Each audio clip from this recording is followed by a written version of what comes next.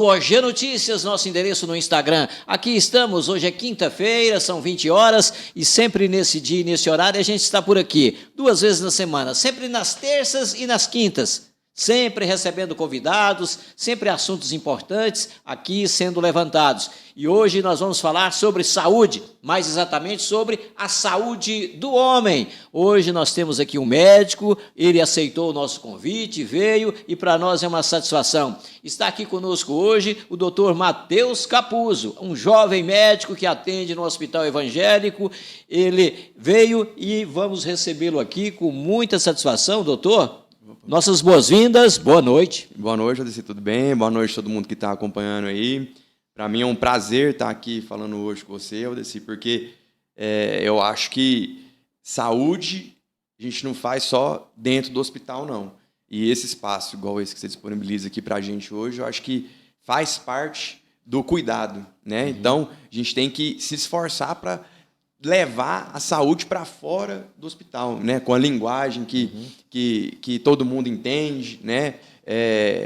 E eu acho que esse formato aqui seu muito interessante, né? Nas redes sociais, para a gente divulgar o máximo de informação possível, né? Igual você falou, eu sou médico, eu sou otorrinolaringologista. Exatamente, essa sua especialidade tem que falar pausadamente, né? Otorrinolaringologista. O doutor Matheus, ele é filho do doutor Danilo, médico também no Hospital Evangélico. Ele é filho também da doutora Doralice, também médica no Hospital Evangélico e na saúde pública, né? Doutor, satisfação te receber aqui. Vamos começar a bater um papo aqui sobre a saúde do homem. Na verdade, nós vamos falar aqui mais do que da especialidade dele, mas falar também sobre a saúde do homem. O senhor é, portanto, otorrinolaringologista, mas o nosso assunto aqui vai bem além disso, já que queremos enfatizar sobre a saúde do homem. E vamos começar, doutor, pela campanha de saúde preventiva deste mês, que está todo mundo acompanhando aí, nesse mês, Novembro Azul. Mês de alerta sobre o câncer de próstata. Prevenir é o melhor caminho, mas para quem não preveniu, doutor, e já enfrenta a doença, a primeira pergunta é essa. Para quem já enfrenta a doença, para quem começou a enfrentar a doença, quais são os primeiros sinais? Então, pois é, o câncer de próstata, especificamente falando, né, da campanha, inclusive esse é um dos motivos pelo qual existe essa campanha do Novembro Azul, porque o câncer de próstata, ele é no início, ele pode ser silencioso. Então, a pessoa pode ter o câncer e não sentir absolutamente nada. E quando manifesta sintoma, é porque, às vezes, já está um pouco mais avançado. E quais são esses sintomas? É, às vezes, uma vontade de urinar com maior frequência. Então, toda hora ir no banheiro, de dia, ou mesmo acordar à noite, muitas vezes, para poder ir no banheiro urinar. Sangue na urina, ou às vezes ardência ao urinar, dor, né, durante alguma relação sexual, ou até mesmo sangue no esperma. Então, esses são os sintomas, vamos falar assim, mais característicos, mas tem outros que são um pouco mais específicos. Por exemplo, dor na pelve, né, que é a parte mais inferior da barriga, e até mesmo dor nos ossos. Né? E nos casos, porque as metástases, né, que é onde o câncer espalha, do câncer de próstata, um dos mais frequentes é nos ossos. Então, algumas vezes, quando a pessoa já está com sintoma, é porque, às vezes, já está um pouco mais avançado o câncer. Então, por esse motivo, que surgiu essa campanha do Novembro Azul, que é para conscientizar a pessoa de que ela não tem que esperar sentir alguma coisa, não. Ela tem que antes mesmo, né? E outra coisa, assim, esses sintomas que eu falei, eles não são específicos, não é todo mundo que está com maior vontade de urinar toda hora, que é o sintoma do câncer de próstata, mas pode ser também do inchaço benigno da próstata, que é uma coisa que vai acometer aí 80%, 90% de nós homens, né, com o passar da idade.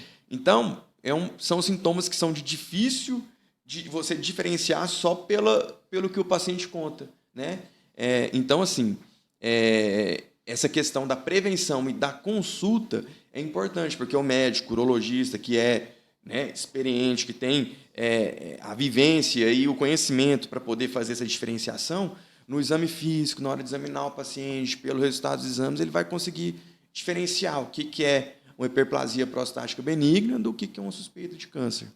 Muito bem, aí as afirmações do doutor Matheus, importante o que ele disse, né? Às vezes está com câncer e não está sentindo nada. Essa frase dele aí é bom que a gente fique atento. Às vezes está com câncer e não está sentindo nada. Portanto, é bom que se faça aí os exames rotineiros. Aquele PSA que faz no laboratório é importante também. Isso é importantíssimo, porque é através dele, junto com o exame de toque, né, que é feito durante a consulta pelo médico, que o urologista tem suspeita de que pode ter alguma coisa errada, porque o PSA, que é o antígeno prostático específico, ele é um marcador tumoral, né, que quando, né, tem algumas alterações nele, o médico vai conseguir identificar e ter a suspeita. Ele não é um exame confirmatório, mas ele é o que levanta a suspeita. Por isso que a gente fala que ele é um exame para fazer a prevenção, porque ele é um exame que, quando ele dá alterado, isso que eu estou falando, ele não é confirmatório. A pessoa vai ter que passar por outros exames para poder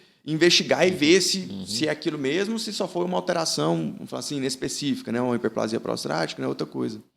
Ele é um início para se verificar. O que vai confirmar melhor seria aí uma ressonância magnética. Uma ressonância, assim, ou uma ultrassonografia com uma biópsia prostática. Né? Hoje em dia, a ressonância tem ganhado cada vez mais destaque. Né? A ressonância multiparamétrica, que fala, que é uma ressonância mais específica assim, da próstata, que né, tem, eu falo assim, a promessa de ser um método diagnóstico promissor aí na detecção desses cânceres mais precoces de próstata. É isso aí, importante realmente as orientações do médico. Vamos voltar a falar disso daqui a pouco. Nós estamos transmitindo essa entrevista com o Dr. Matheus Capuzzo. Hoje, saúde do homem é o nosso assunto e nós, nessa nossa transmissão, temos alguns apoios importantes, queremos aqui registrar. Nós, aqui nessa transmissão, temos o apoio de Posto Rede Parceirão, sua casa nas rodovias. Posto da Rede Parceirão, nós temos ali em Israelândia, nas margens da GO 060, e temos também agora Posto Rede Parceirão em Porá. Sim, porque o Posto Real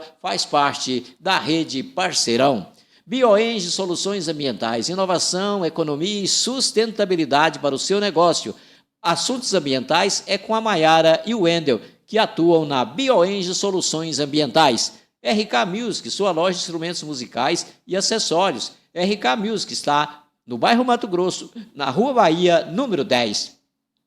E temos o apoio de Celso Joias, joias, relógios e óculos, na Rua Esmerindo Pereira, no centro de Porá. Celso Joias. E Amparo Saúde nos apoia nessa transmissão. Amparo Saúde é a clínica que se preocupa com você. Atendimento com médicos especializados. Amparo Saúde está no centro de Porá, na Avenida Goiás, ali no número 1241, em frente a Ama Planos.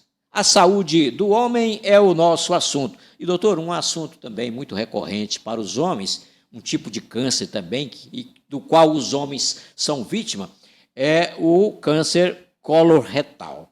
Afeta mais os homens, e eu quero que o senhor nos explique que câncer é esse, e que afeta tanto os homens, mais do que as mulheres, e, naturalmente, como prevenir. Isso. Então, se o câncer coloretal, que é o câncer de intestino, né? Mais frequentemente intestino grosso, né? Ele é um grupo de neoplasias que é o terceiro mais comum em nós homens. Então, o primeiro é câncer de pele, que também é o mais comum de todos. O segundo é o de próstata? O segundo é o de próstata, exatamente. E o terceiro é o câncer coloretal. Então, e o que a gente tem percebido é uma frequência cada vez maior de pacientes jovens com câncer coloretal. Muito a gente especula que seja por causa de fatores alimentares, né? Hoje em dia a gente consome muita comida industrializada, conservantes, né? Então, uma das hipóteses... A química desses alimentos estaria afetando. Estaria proporcionando esse aumento, né? E que o exame para prevenção é a colonoscopia. Então, hoje em dia, a recomendação é que a partir dos 40, 45 anos, a gente comece a fazer uma colonoscopia de rastreio. Por quê? Você faz uma colonoscopia nessa idade mais jovem, se o médico ali na hora já vê um pólipo, que é, vamos falar assim, uma verruguinha ali no intestino. E como é que é esse exame? É um aparelho, um equipamento? É um equipamento, é uma câmera. É uma câmera. É uma câmera, né, com... É um tipo de uma ultrassonografia. É uma câmera com um dispositivo óptico que prolonga, né? Vamos falar assim, como se fosse uma mangueira. É uma internamente? Isso, internamente, né? Uma câmera com uma mangueira acoplada que permite ver por dentro do intestino, né? Então, o médico que faz esse exame, geralmente cirurgiões, ou, né, na hora que eles olham por dentro do intestino e vê que lá tem um pólipo, uma verruguinha, né? Eles já vão, na hora do exame mesmo, e já faz a retirada.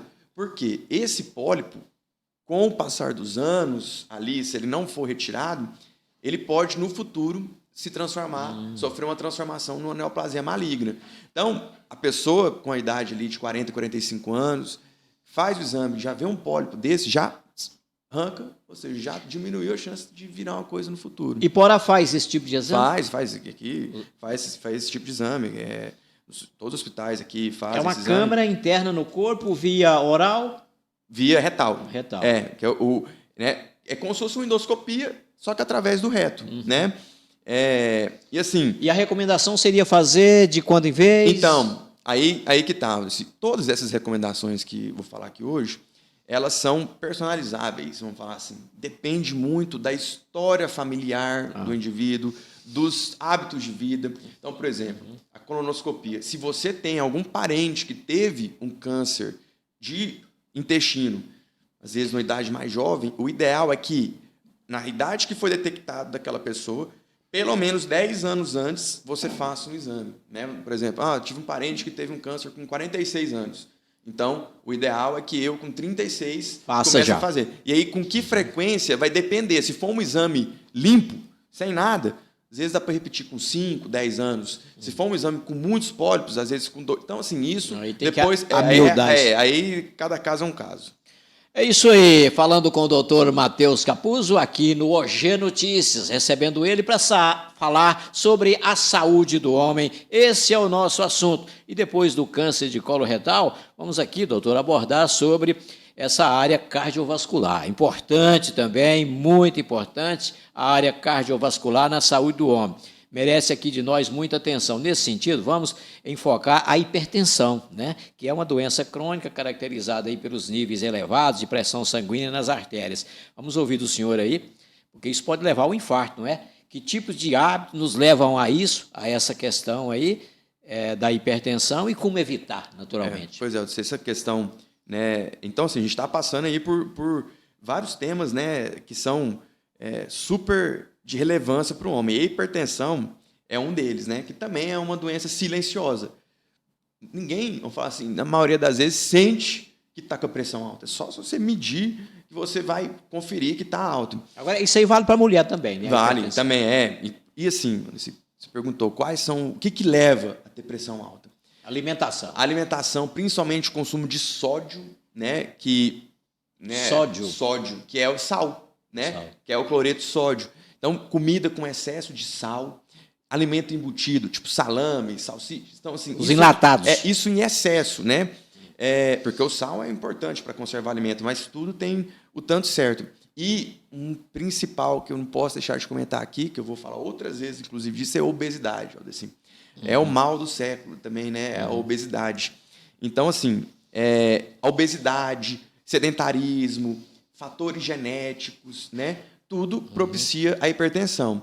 E, assim, em relação ao infarto, né? Pensa como se fosse um encanamento que está com a água, com a pressão torando ali dentro. É mais fácil de acontecer um vazamento, né? Do cano estourar, ou então de uma lasquinha ali desse cano soltar e tampar, né? Então, vamos falar assim, um cano estourar, às vezes seria o equivalente a um derrame hemorrágico, né? Um AVC hemorrágico.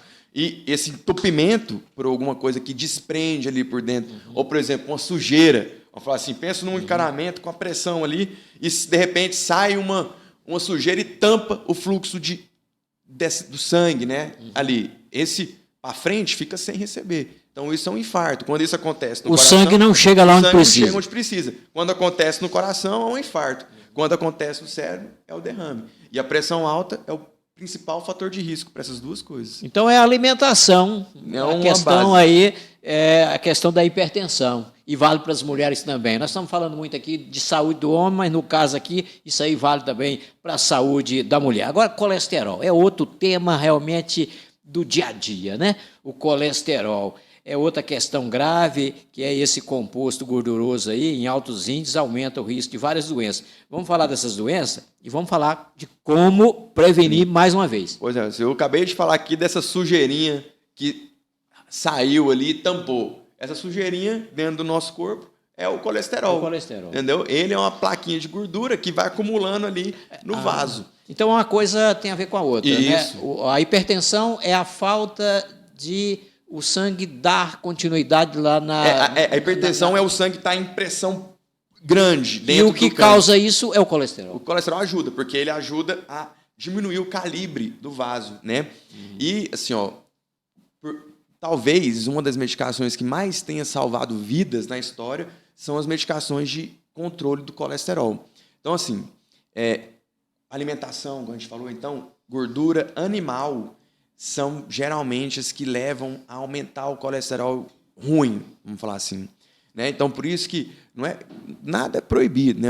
Depende muito da pessoa, mas, por exemplo, muito se fala, meu avô só comia na banha de porco e nunca teve problema nenhum, mas antigamente os hábitos eram completamente diferentes. O pessoal antigamente andava muito mais que a gente, tinha que andar, tinha que fazer um serviço braçal, né? Então, era também uma população que era bem menos sedentária. Então, não dá para a gente fazer comparações muito assim entre às gerações. vezes ele comia muito banha de porco, mas em compensação não comia tantas outras coisas e tinha atividade física. Exatamente. Então, assim, se o colesterol, para quem não tem nenhum fator de risco, é interessante fazer um exame de sangue. Vamos falar assim, um homem novo, jovem, não tem problema nenhum. A cada 4 anos é interessante ele fazer um exame de sangue para poder conferir o colesterol. Só que se ele for mais gordinho, ou se na família tiver história, ou se ele tiver pressão alta... Que tenha mais atenção. Aí tem que ser todo ano. Aí ele tem que passar por uma consulta com o médico e fazer o exame todo ano. Mesmo se ele não sentir nada, ele tem que fazer. Porque, Eudeci, é nessa hora que a gente previne. É muito mais barato você consultar com o médico todo ano, fazer exame de colesterol e prevenir, do que depois você ter um problema, ter um infarto, ter um derrame, se arcar com o custo do tratamento. Então, é muito melhor você prevenir, até financeiramente falando, e também questão de qualidade de vida, né? Do que você deixar para consertar só depois que já deu problema. Doutor, nós falamos aí sobre a banha de porco, que os antigos tanto gostavam, né? Agora tem um debate aí muito corriqueiro por aí. Banha de porco versus óleo vegetal. O que optar? Pois é, então, igual eu falei, não existe nada que é 100% proibido ou que é 100% aceito.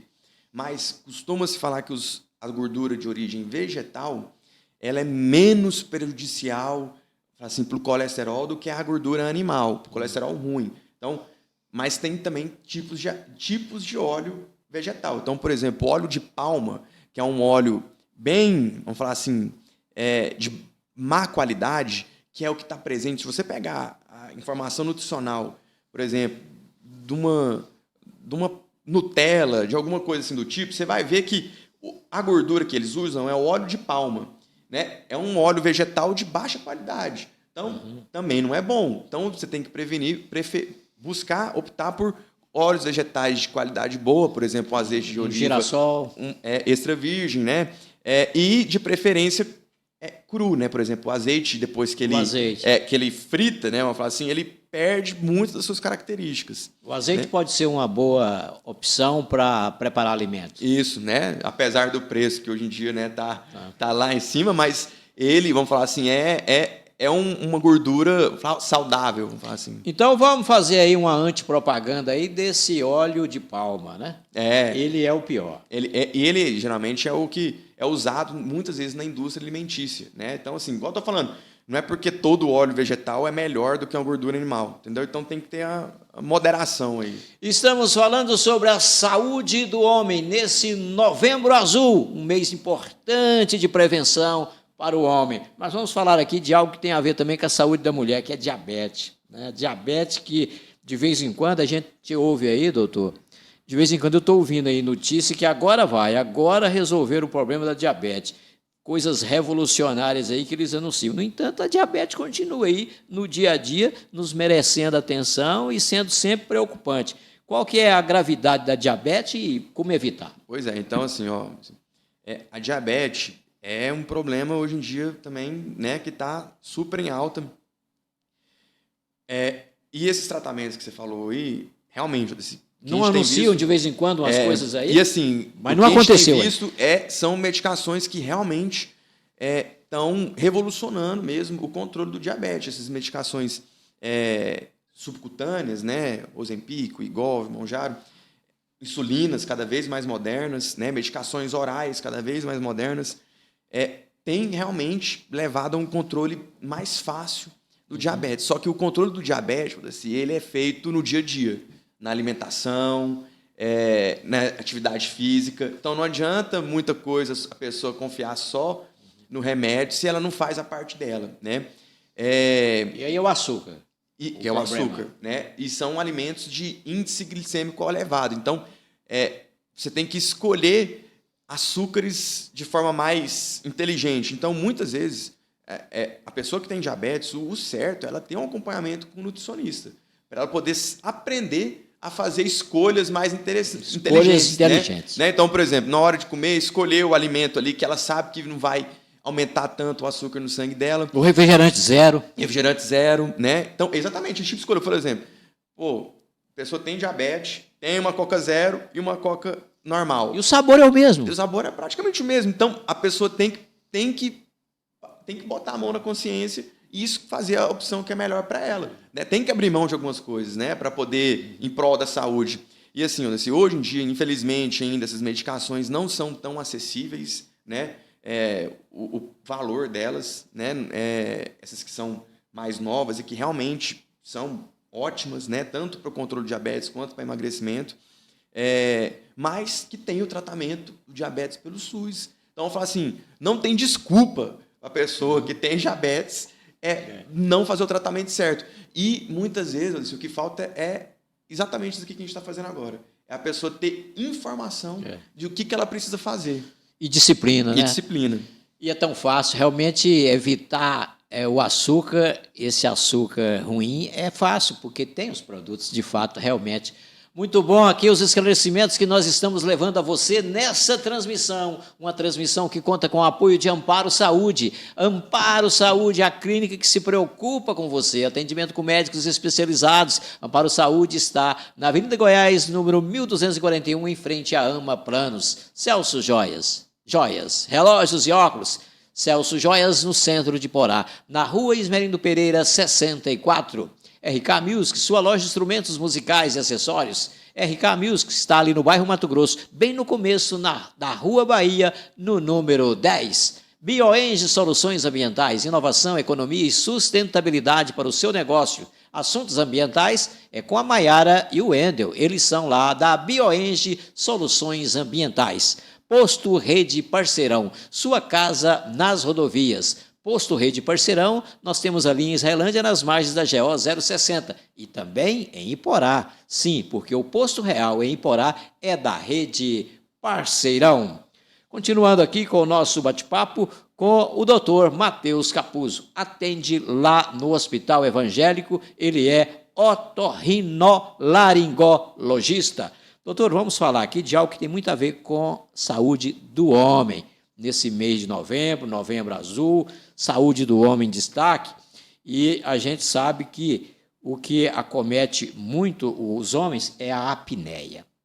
Voltando mais, então, para esse assunto que tem a ver com o homem, sobre a apneia, que é o distúrbio do sono. Causa aí um transtorno para quem está do lado e tem risco sério. Explique para nós aí. Agora a gente está na minha praia, né, Odeci? Aí agora é a sua especialidade. Minha especialidade, né? Que eu sou otorrino com especialização em sono, né? Odeci, a apneia, ela não é exatamente a mesma coisa que o ronco, né? O ronco é o barulho do ar passando pela garganta. Pode ter ronco e não ser apneia? Pode ter ronco e não ser apneia, assim como pode ter apneia e não ter ronco. Então, só que geralmente são coisas que andam juntas. E se e não tem ronco e tem apneia, fica mais difícil de entender o Fica processo. mais difícil. Muitas vezes, assim, a gente descobre por outros sintomas. Por exemplo, tem muito paciente que às vezes vai descobrir uma apneia por causa de uma dorzinha de cabeça que ele sente ali todo dia, já tomou remédio, já fez tratamento, não descobre o que é. Quando a gente vai ver, é porque tem apneia. Porque não dorme, a qualidade do sono à noite não fica igual, e aí isso reflete no dia, com dor de cabeça. Durante o dia. Durante o dia. Aquela pessoa que encostou, dormiu, por exemplo, morre de sono de dia, porque às vezes pode ser porque o sono dela à noite não tá valendo.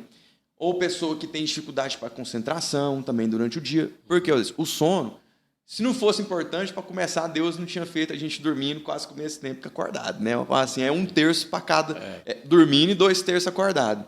Então, assim, a apneia é o sufocamento, vamos falar assim, quando a gente está dormindo. Então, aquela pessoa que está ali dormindo, aí ela de repente para de respirar, aí fica um tempo sem respirar e aí volta a respirar. Então, isso vamos falar assim, a gente enxergando a pessoa ter uma apneia. Tem mas bloqueio às vezes, ali. Isso.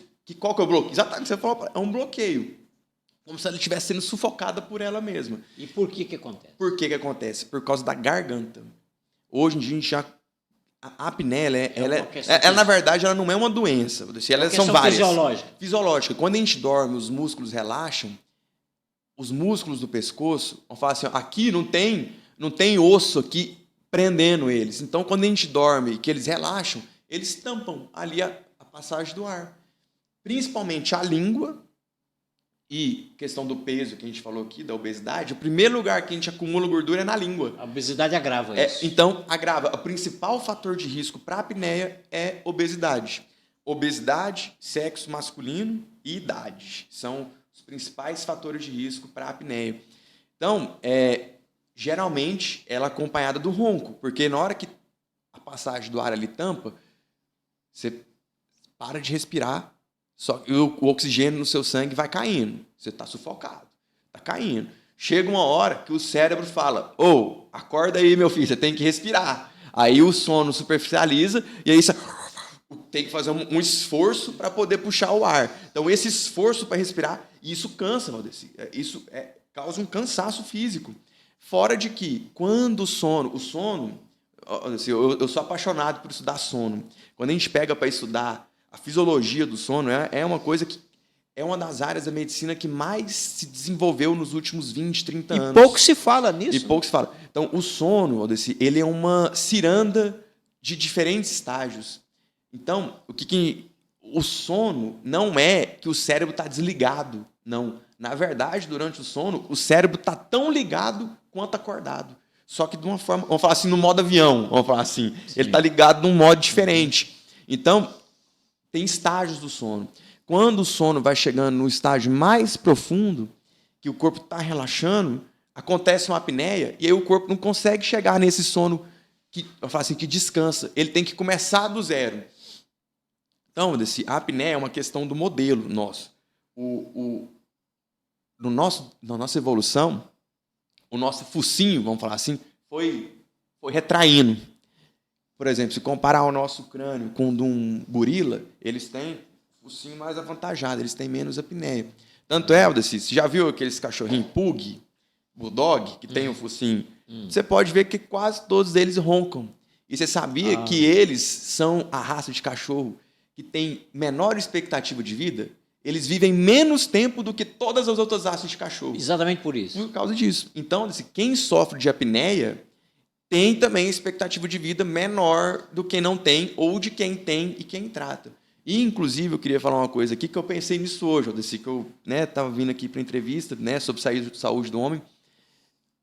A apneia, igual você falou, é uma doença que é muito frequente em homem. É mais frequente em homem do que em mulheres. E, por incrível que pareça, Valdeci, aqui eu tenho mais pacientes mulheres do que homem, que estão fazendo o tratamento da apneia do que homem. Eu estava pensando nisso hoje. Falei assim, ou seja, as mulheres, elas se cuidam mais. E é por isso que elas vivem mais do que a gente, né? Então, assim, às vezes o camarada fica com preconceito, porque Ele não viu a gravidade nisso, não está entendendo, não está conhecendo as estatísticas, não sabe dos casos. E assim, não tem um tratamento que é certo para todo mundo. Agora Cada vamos falar, caso é um caso. Agora vamos falar de como agir, né? Como agir. Cada caso é um caso. Então, primeiro, como a gente não consegue só pelo ronco do camarada saber se ele tem apneia ou não, ele tem que fazer o exame do sono.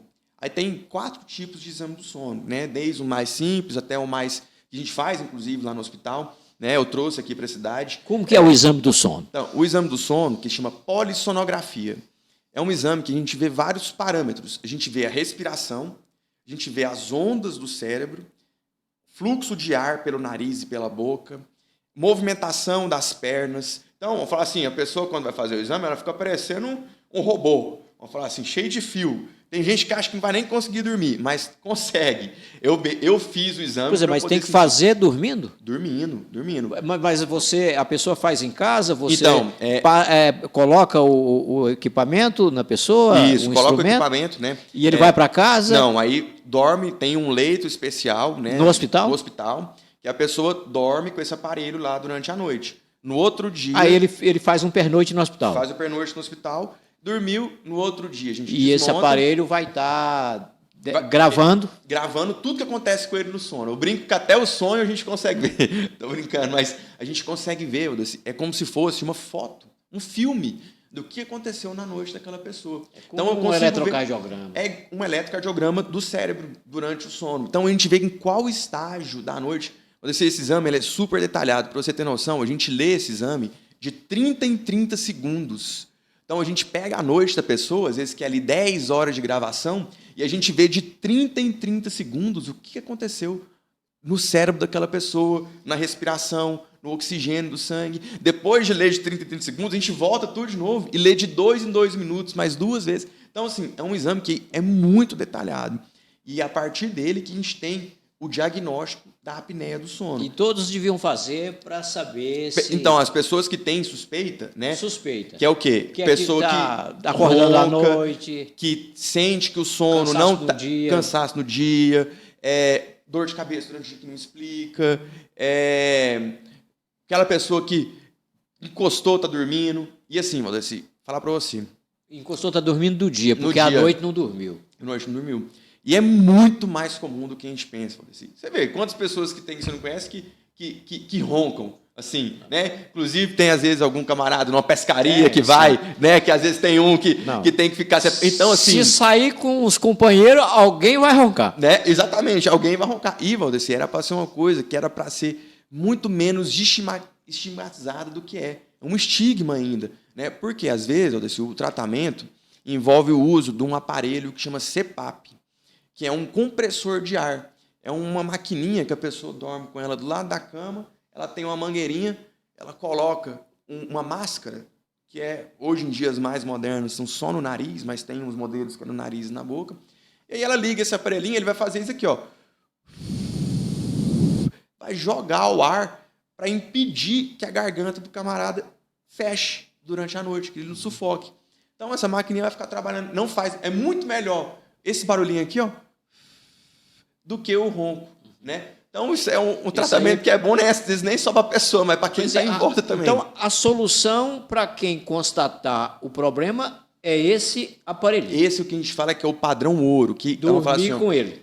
Só que existe cirurgia, inclusive, em setembro eu tive em Barretos, me atualizando, né, nas cirurgias de ronco, que também, cada dia que passa, a gente aprende mais sobre as cirurgias do ronco. Então, existe cirurgia do ronco.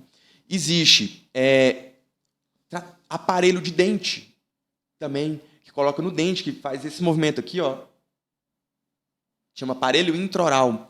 Também que ajuda, tudo depende da gravidade da apneia.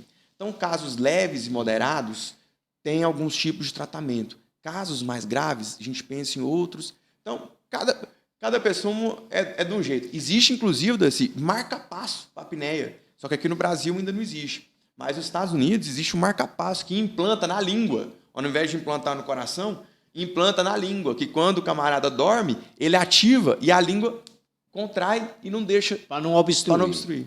Mas isso aqui no Brasil ainda não existe. Isso é só nos Estados Unidos. Então, as medidas a adotar aí, para quem tem apneia, nunca é de ingerir medicamento. Os procedimentos são esses aí. E outro tratamento que eu não posso deixar de falar aqui é emagrecer. E falei que a obesidade é o principal. Porque você disse antes aí que uma parte do corpo que mais aparece Acumula gordura, a língua. É na língua, né? Isso. Então, acho que pouca gente sabe disso. Então, assim, a obesidade tá... E aí, Valdeci, o que acontece muitas vezes é uma bola de neve. Porque o camarada não dorme bem.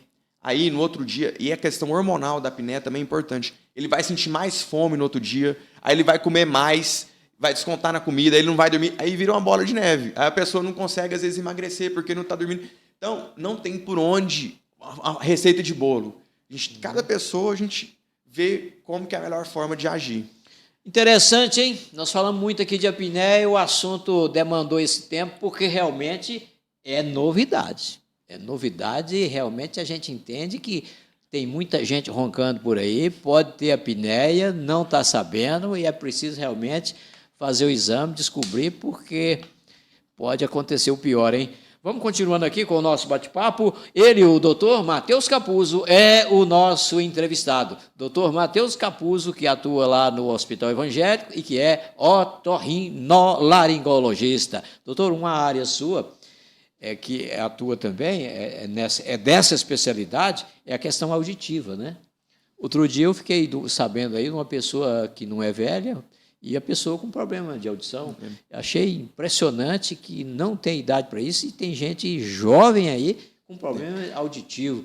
Nos fale disso, o que causa isso, o que está acontecendo? É por isso que existe o teste da orelhinha, Valdeci, né? Porque existem perdas auditivas... Esse é para criança, né? Para saber se terá problema. Não, se já nasceu com um problema. Se já nasceu com problema. Porque você olha para uma criança, você não sabe se ela é surda. A surdez, a deficiência auditiva, Valdeci, ela é uma deficiência invisível, né? Você não olha para uma pessoa e já vê que ela é surda. Então, isso até é motivo de preconceito. Às vezes, a pessoa achar que não entende, né? E olha, vou dizer assim, falar para você, assim como eu sou apaixonado por sono, a audição também é outro assunto que é maravilhoso. Eu falo disso, que eu tenho certeza que Deus, quando foi criar a gente, ele gastou mais tempo no ouvido do que nos outros lugares, porque no ouvido ele caprichou. E sabendo que a audição é importante, ele guardou o motor da audição, né, o nosso órgão da audição, que é a cóclea, dentro desse osso aqui, que é o osso temporal, que é o osso mais duro e mais resistente do corpo. Então, tem um motivo para proteger. Deus não faz as coisas, né? Então, ele guardou... Você vê, ele quis guardar a coisa que ele considerou mais preciosa dentro desse osso tão duro, que é a audição. Então, hoje em dia já está mais do que comprovado a relação da deficiência auditiva com o aparecimento de Alzheimer e outras demências. Valdeci, a audição é o combustível para o nosso cérebro. A gente precisa escutar. E com criança, a gente então, igual você falou de idade, não tem idade, Valdeci. A genética da audição tem perdas auditivas genéticas que se manifestam em adultos jovens. Existe uma perda de audição, uma doença do osso, esse osso que eu falei para você, chama otosclerose. Tem um ossinho no ouvido, assim, que chama estribo. Ele é igualzinho o estribo mesmo de arreio. Ele mede ali 1 milímetro, ele é do tamanho de um grãozinho de areia. Quando a gente vai fazer cirurgia, a gente tem que prender respiração para poder mexer nele. E esse ossinho é extremamente importante para a audição. Tem pessoas que essa doença otosclerose, ele enferruja, vamos falar assim. O movimento dele é de pistão, ele paralisa. E aí a pessoa perde a audição, porque o som não passa mais por ele. E essa é uma perda de audição que às vezes manifesta na pessoa jovem. É mais frequente em mulher, mas também tem homem também. Então, é assim, ó, a pessoa acha que não está entendendo 100% as coisas, está com zumbido. Zumbido, geralmente, é um indicativo que tem alguma coisa errada no ouvido.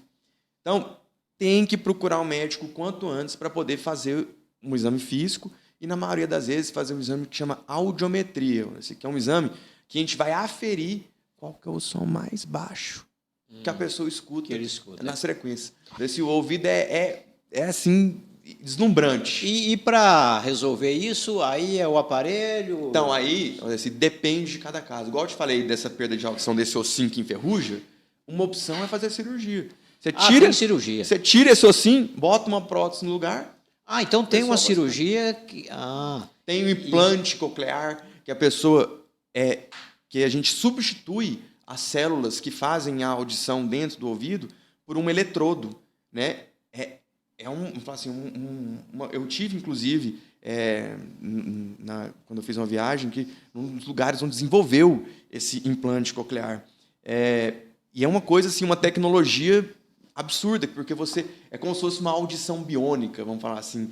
Você substitui uma parte do corpo por um implante, por uma peça robótica, vamos falar assim. E fica muito bom. E a pessoa que não estava escutando nada, não estava entendendo nada, volta a escutar. Não é uma audição normal, mas é uma audição que a pessoa entende uma conversa. Então ela não fica isolada. Doutor, submeter aí a barulho excessivo certamente pode ter problemas, né? E eu quero te perguntar também sobre os fones de ouvidos, que estão aí, muita gente usando fones de ouvido. Pois é, a OMS, a Organização Mundial de Saúde, está super preocupada com esse tópico aí que você levantou, porque tem um medo de que no futuro, porque o problema do som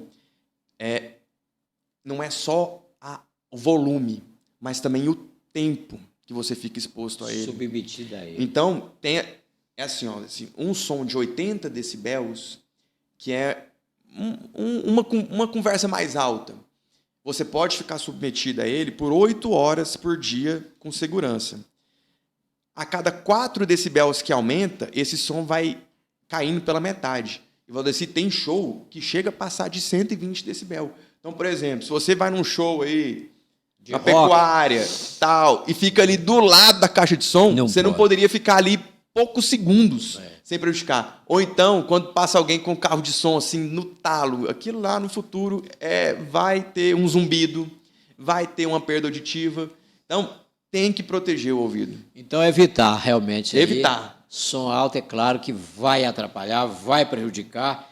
E realmente, esses fones de ouvido aí, tomar um pouco mais, ser mais comedido. Hoje em dia, você é obrigado, todo celular, ter uma configuração que você consegue delimitar o limite do fone de ouvido. O celular vem com essa regulagem aí para se obedecer aí um então, limite. Todo celular tem que ter, e computador também, tem que ter como você colocar um limite nele, que é 80 decibéis. É isso aí, ele, otorrinolaringologista, o doutor Matheus Capuzzo, sendo aqui o nosso entrevistado. Nós estamos partindo já para mais o finalzinho aqui do nosso bate-papo, mas ainda temos aqui pergunta para ele, vamos ouvir dele. A saúde do homem é assunto aqui hoje, e saúde do homem, doutor, tem a ver muito com duas coisas que estão aí no dia a dia do público masculino: cigarro e bebida alcoólica.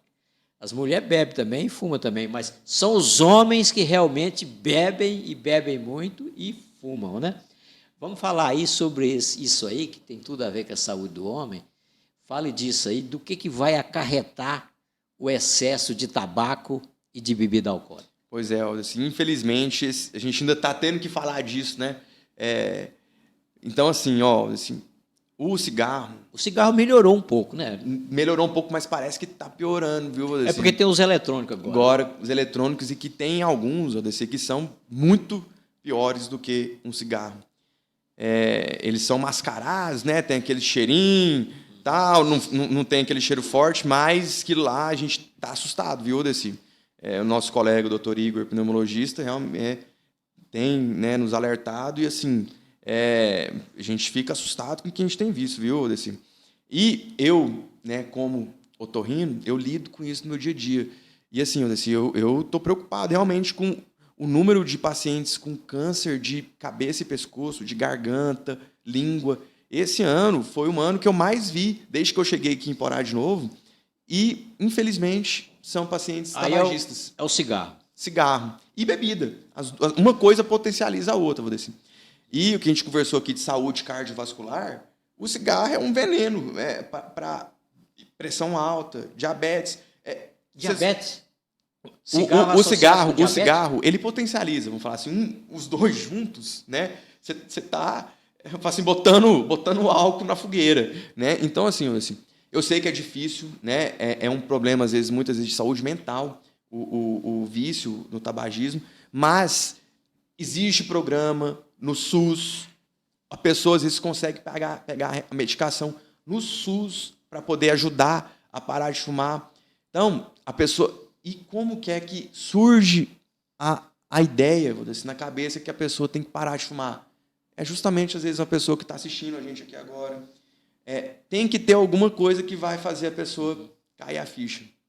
Porque senão ela fica no modo, vamos falar assim, automático. E quando a gente fala aqui dos problemas que trazem o cigarro e a bebida, é um primeiro passo, né? É saber que vai dar problema. Que vai dar problema. É o primeiro passo para tomar a decisão assim, de parar ou pelo menos diminuir. E assim, igual a gente está falando aqui, às vezes a pessoa sabe, todo mundo sabe que faz mal, né? Não é possível que tenha alguém que acha que faz bem, mas às vezes a pessoa precisa escutar este alguém. Assim.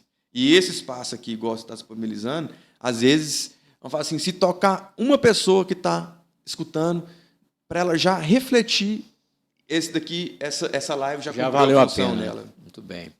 É isso aí, muito bom ouvir ele sobre saúde do homem, bebida, tabaco, os males que isso traz. Falamos aqui de muita coisa, foi muito bom. Nós estamos chegando no finalzinho. Vamos voltar aqui, só para nós reprisar a questão que nós estamos no Novembro Azul, e o principal motivo da sua vinda aqui foi a questão realmente do câncer de próstata. Vamos aqui voltar aqui a enfatizar as medidas básicas a se tomar para a questão do câncer de próstata no que diz respeito à ação preventiva. Pois é, então, prevenção do câncer de próstata.